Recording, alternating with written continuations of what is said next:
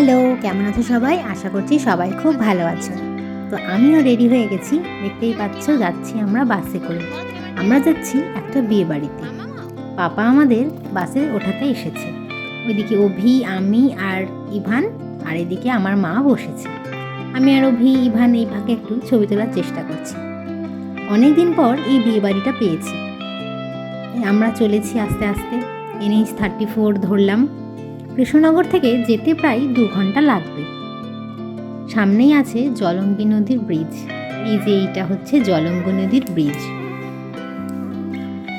অনেক দিন পর আজ এই রাস্তাটা দিয়ে যাচ্ছি। বাড়ির বিয়ে হলে ভীষণই মজা হয়। আর এইদিকে আমি আর মা একটুখানি দেখে নিচ্ছি যে আমাদের কেমন লাগছে। ইভান ওদিকে ঘুমিয়ে পড়েছে। ভীষণ হাওয়া দিচ্ছিল। অল্প অল্প জানলা খুলছিলাম আর জানলা লাগিয়ে দিচ্ছিলাম। এত হাওয়া যে চুলগুলোর অবস্থা ভীষণ বাজে। মাও বলছে, দেখো আমার চুলগুলোর কি অবস্থা হয়ে গেছে। আমি বললাম, বাসে করে যেতে হলে তো এরকম হবেই। তো আমরা এই যে পৌঁছে গেছি। 2 ঘন্টা আস্তে আস্তে অতিক্রম হয়ে গেছে, সবাই মিলে গল্প করতে করতে। চারিদিকে ধান ক্ষেত, মেঠো পথ বেয়ে আমরা যাচ্ছি এখন ফেরিঘাটে। এটা হলো রামনগর ঘাট। পলাশী মনুমেন্ট হচ্ছে লাস্ট স্টপেজ আমাদের বাসের। তারপর সেখান থেকে নেমে আমরা এই ফেরিঘাটে করে ওই পারে যাব। ফেরিঘাটের এই পারটা হচ্ছে নদিয়া ডিস্ট্রিক্টের অন্তর্গত, আর ওই দিকটা হলো মুর্শিদাবাদ। আমরা চলেছি মুর্শিদাবাদ জেলাতে। ওই যে দূরে একটা দেখা যাচ্ছে স্টিমার। আমরা যখন ছোটবেলায় দিগন্ত রেখা আঁকতাম, সেই রকমই দূর থেকে দেখা যাচ্ছিল। আর ইভান হঠাৎ করে ঘুম থেকে উঠে দেখছে কি ব্যাপার, আমরা কোথায় যাচ্ছি। ও ভীষণ এক্সাইটেড, চারিদিকটা চোখ গোল গোল করে দেখছে। দুটো নৌকাকে পাটাতনের সাহায্যে বেঁধে বেশ সুন্দরভাবে পারাপার হয়। সারা রাত এই পারাপার চলে।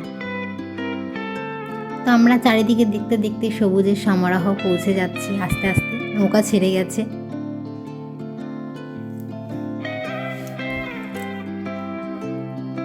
আমি আর মা একসাথে অনেক দিন পর বিয়ে বাড়ি অ্যাটেন্ড করতে যাচ্ছি।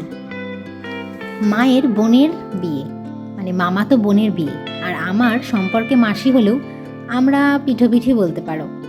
একসাথে বড় হওয়া, কলেজ অনেকটাই, তাই ওর বিয়ে নিয়ে আমরা ভীষণ এক্সাইটেড। বাড়ির বিয়ে বলেই অনেক কষ্টে নিয়ে ইভানকে নিয়ে যাচ্ছি।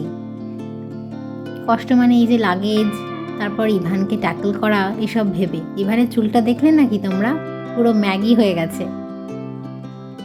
আমি এই সুযোগে একটুখানি দাঁড়িয়ে নিলাম।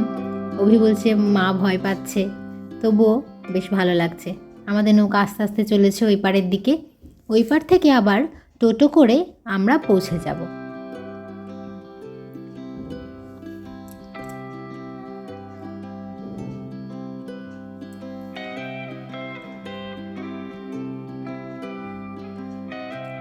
ইভান অবাক হয়ে দেখছিল নৌকাটা কি সুন্দর আস্তে আস্তে আস্তে আস্তে চলেছে ওই পারে। ইভান একটু বড় হওয়ার পর এই বিয়েবাড়িটা আসাতে আমার খুব ভালো হয়েছে, কারণ ও একটু এনজয় করতে পারবে আর সবাই ওকে দেখবে। ইভানের ঝুঁটিটা দেখেছো কেমন হয়ে গেছে, রিং রিং। চলে এসেছি আমরা। এবার মা বললো আমি নিয়ে নিই, এবার তোরা আস্তে আস্তে নাম। ছোট্ট মানুষকে নিয়ে যাওয়া মানে বিস্তর লাগেজ। এই যে আমরা পৌঁছে গেছি বিয়ে বাড়ি। আর তারপর রাস্তাটুকু ভিডিও করতে পারিনি। এখানে কোণে বসে পড়েছে আইবুড়ো ভাত। আমাদের পৌঁছাতে পৌঁছাতে প্রায় 2-2:30 বেজে গেছিল। তো এই যে সবার সঙ্গে দেখা। আমি বললাম একটু ছবি টবি তুলবো। এখানে সবাই ছিল রিলেটিভরা। কেউ খেতে বসেছে, কেউ এমনি আছে। এই যে একটা ইভানের ছোট্ট মিমি, ওর নাম আরাধ্যা। এই যে আমাদের মিষ্টি কোণে। দুপুরের খাওয়া দাওয়া পর্ব চলছে। আমি তো গিয়ে ইভানকে খাওয়ানোর জন্য ব্যস্ত হয়ে গেছি। ওইদিকে সব ভাই, মামা সবাই আছে। মানে জমজমাট বিয়ে বাড়ি। আর এখানে যে কী নিয়ে হাসছিলাম একটু একটু মনে পড়ছে। আমি শিল্পাকে বলছিলাম, কনের নাম শিল্পা, আমি শিল্পাকে বলছিলাম যে কিরে তুই আজকে সুন্দর কানের দুল কেন পরিসনি সোনারটা। বললো আরে এটা তো সোনার, আমিও দেখিই নি। সেই নিয়ে কি হাসি। বলছে আরে তুই কি বলছিস। তো এই হচ্ছে আমার মামা, মানে মায়ের ছোটো মাসির ছেলে। তো আমার সম্পর্কে মামা হলেও ওই আমরা 3-4 বছরের ছোট বড়, তো বন্ধুর মতোই। তো আমরা খুব হাসি মজা করছি। আর দেখতেই পাচ্ছ আমি ইভানের খাবার নিয়ে রেডি হয়ে গেছি ইভানকে খাওয়াবো বলে।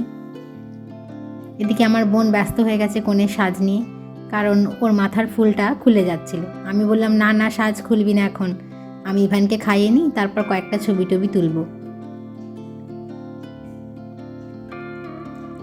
একসাথে দেখা হলে যে কত গল্প কিছুই মনে নেই, কি বকবক করছিলাম।